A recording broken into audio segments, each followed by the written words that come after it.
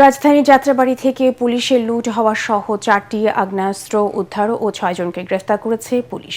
রাজধানীর মিন্টো রোডে ডিএমপির মিডিয়া সেন্টারে সংবাদ সম্মেলনে এ তথ্য জানান ডিএমপির যুগ্ম কমিশনার মোহাম্মদ ফারুক হোসেন।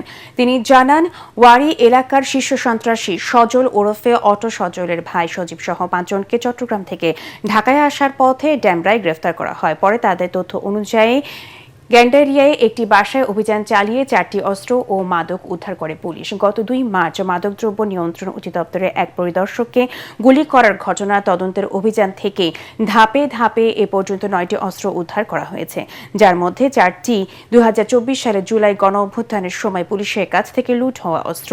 এই চক্রের মূল হোতা অটো সজলকে 18 জুন গ্রেফতার করে পুলিশ। এ পর্যন্ত এই চক্রে 14 জনকে গ্রেফতার করা হয়েছে, যাদের সবার বিরুদ্ধে মাদক ও অস্ত্র আইনে মামলা রয়েছে। সজীব সহ আজকে যারা 6 জন অ্যারেস্ট হয়েছে, এদের অনেকের বিরুদ্ধে একাধিক মামলা রয়েছে। সজীবের বিরুদ্ধেও মামলা আছে, ইমরানের বিরুদ্ধে মামলা আছে। গত 2 মাসে আমরা ডিএমপির পক্ষ থেকে প্রায় 16টি অস্ত্র উদ্ধার করেছি। এটি ধারাবাহিক প্রক্রিয়া।